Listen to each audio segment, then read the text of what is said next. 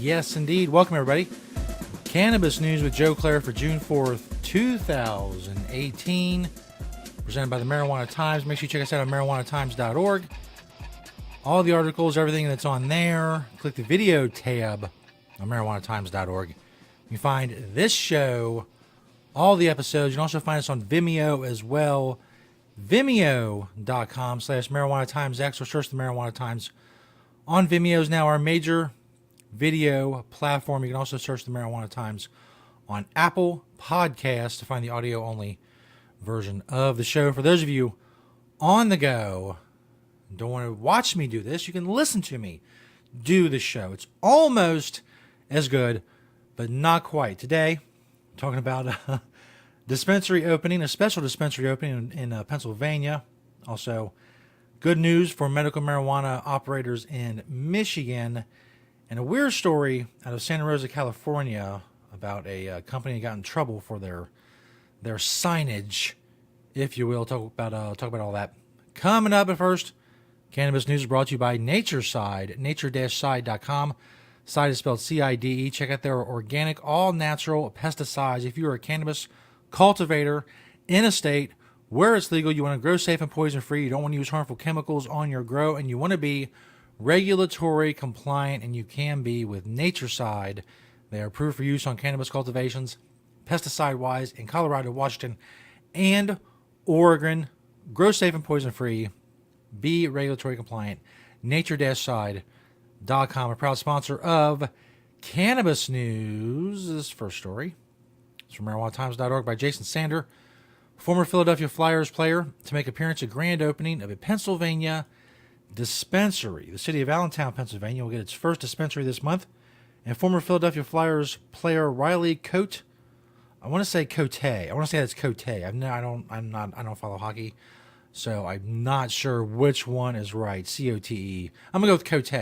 Well, it doesn't have a little mark over it, but sometimes it doesn't have the mark over it, and it's still Cote. But it could be Cote, the NHL player that I'm referring to. That's how I refer to him. He'll be making an appearance at one of the location's grand opening events. He's the co-founder of the nonprofit organization Athletes for Care. According to their website, the group advocates for, quote, research, education, and compassion when addressing important health issues facing athletes and the public at large. The dispensary itself is called Mission, Pennsylvania. They're holding 3 open house events during the evenings of June 5th, 6th, and 7th. He will be there, Cote, will be making his appearance on the 7th. The dispensary will present the nonprofit with a charitable donation. Mission will officially begin accepting new patients on the 12th. The article goes on to talk about, and again, every article I talk about, every story I talk about on this show is linked into the description. It goes on to talk about how there's 41,000 patients registered in Pennsylvania, but only 19,000 have medical marijuana cards. So there's a backlog going on there. Like many other states are experiencing a slow rollout, whether it's medical or recreational marijuana. There's a slowness that seems to be inherent in a lot of these operations. But all in all, good news. Things are progressing with medical marijuana in Pennsylvania. We'll stick with medical marijuana, and we will move to Michigan. Why many Michigan medical marijuana businesses won't have to close. This is the Detroit Free Press, freep.com. The 215 medical marijuana businesses that have been operating under state-approved emergency rules, but which faced a June 15th deadline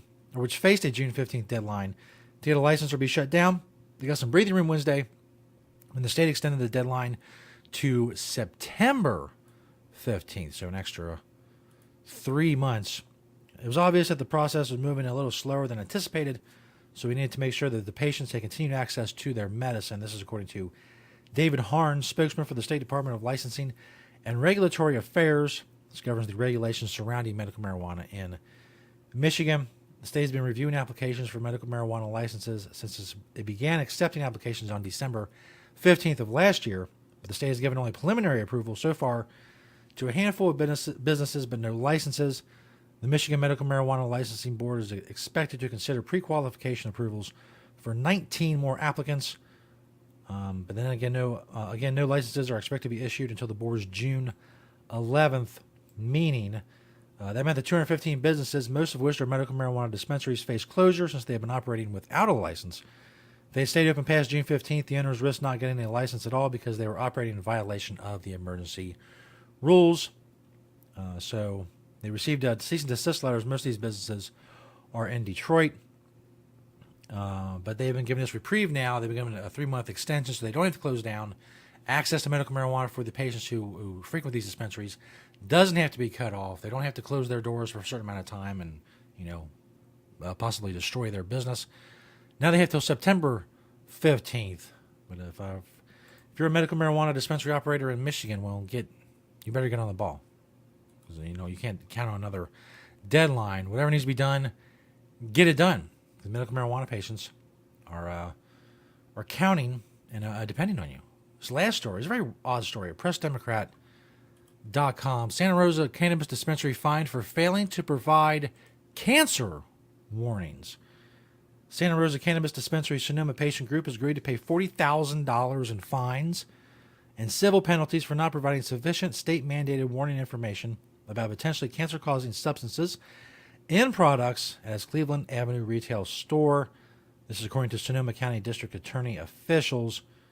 The settlement reached with prosecutors on May 10th. The dispensary also hold an educational event to ensure other cannabis businesses in the county understand how to comply with California's Safe Drinking Water and Toxic Enforcement Act of 1986, which is commonly known as Prop 65, which requires businesses to provide clear warnings to consumers about substances that could cause cancer, birth defects, or other reproductive harm.